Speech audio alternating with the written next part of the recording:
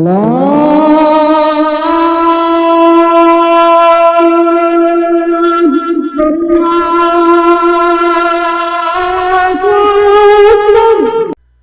اللہ الرحمن الرحیم والصلاة والسلام علی رسول اللہ وعلی ازواجہ وآلہ واصحابہ اجمعین الی یوم الدین۔ السلام علیکم ورحمۃ اللہ وبرکاتہ۔ ناظرین، ریسرچ پیپر نمبر 3 یعنی دعا صرف اللہ ہی سے، آج ہم پڑھیں گے پارٹ نمبر 5۔ پارٹ نمبر 1 2 3 4 میں ہم یہ سب پڑھ چکے ہیں، یہ سب کا لنک میں نیچے ڈسکرپشن میں دے دوں گا۔ آج ہم پڑھیں گے پارٹ نمبر 5 میں ہم پڑھیں گے اولیاء اللہ کو بإذن اللہ پکارنے کا مسئلہ۔ بسم اللہ الرحمن الرحیم۔ اللہ جل جلالہ کے محبوب صلی اللہ علیہ وسلم نے اپنی بھولی بھالی امت کو شرک سے 100% پاک عقیدہ کی یوں تعلیم فرمائی ہے۔ ترجمہ صحیح حدیث کا۔ سیدہ عائشہ رضی اللہ عنہا روایت کرتی ہیں، جب آسمان پر بادلوں کی صورت میں بارش کے آثار ظاہر ہوتے تو رسول اللہ صلی اللہ علیہ وسلم کا رنگ تبدیل ہو جایا کرتا۔ آپ صلی اللہ علیہ وسلم کبھی گھر سے باہر آتے، کبھی اندر جاتے، کبھی آگے جاتے، کبھی پیچھے ہٹتے، اور جب بارش شروع ہو جاتی تو پھر کہیں جا کر آپ صلی اللہ علیہ وسلم سے خوف کا آثار زائل ہوتے۔ سیدہ عائشہ رضی اللہ عنہا فرماتی ہیں کہ میں نے آپ صلی اللہ علیہ وسلم سے پوچھا کہ لوگ جب بادل دیکھتے ہیں تو بارش کی امید سے خوش ہوتے ہیں، جبکہ آپ صلی اللہ علیہ وسلم پریشان ہو جاتے ہیں؟ تو آپ صلی اللہ علیہ وسلم نے ارشاد فرمایا، اے عائشہ، اس بات کی کیا ضمانت ہے کہ ان بادلوں میں عذاب نہیں ہوگا؟ یہ بادل ہے جو ہم پر برسے گا، لیکن بادلوں سے آگ نکلی اور وہ ہلاک ہو گئے۔ آپ صلی اللہ علیہ وسلم جب کبھی بادل دیکھتے تو اللہ جل جلالہ کے حضور عرض کرتے، اے اللہ، اسے رحمت بنا دے۔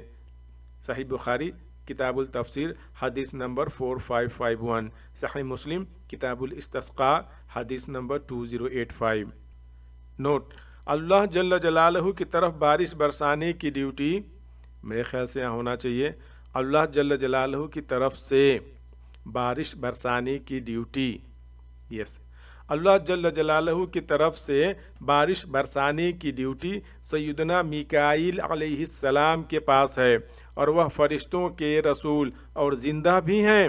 اس کے باوجود رسول اللہ صلی اللہ علیہ وسلم نے کبھی بھی سیدنا میکائیل علیہ السلام کو مدد کے لیے نہیں پکارا۔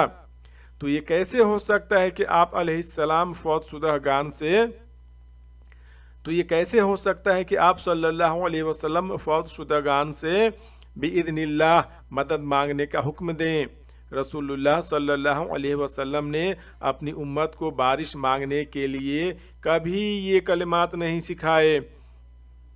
اے میری امت کے لوگوں، تم لوگ بارش کے لیے سیدنا میکائیل علیہ السلام کو عطائی اختیار کا مالک سمجھ کر یا پھر غیر مستقل بالذات کا عقیدہ رکھتے ہوئے صبح و شام بار بار یوں پکارا کرو، المدد یا میکائیل، یا میکائیل نظر کرم فرمائیں، یا میکائیل ہم پر بارش نازل فرمائیں۔ نعوذ باللہ جل جلالہ۔ سیدنا محمد رسول اللہ صلی اللہ علیہ وسلم نے ان شرکیہ کلمات کی بجائے صلاۃ الاستسقاء یعنی بارش کے لیے نماز کے ذریعے اللہ جل جلالہ کی طرف رجوع کرنے کے تلقین فرمائی، کیونکہ فرشتوں کے ڈیوٹی پر معمور ہونے کا ہرگز یہ مطلب نہیں ہے کہ ہم فرشتوں کو پکارنا شروع کر دیں، کیونکہ فرشتوں کو غائب میں مدد کے لیے پکارنا خالصتاً شرک اور ناقابل معافی گناہ ہے، نعوذ باللہ جل جلالہ۔ پارٹ نمبر 5 میں یہیں تک۔ پارٹ نمبر 6 میں ہم پڑھیں گے انشاءاللہ عز و جل گستاخانہ نعروں اور نماز غوثیہ کا انجام، انشاءاللہ عز و جل۔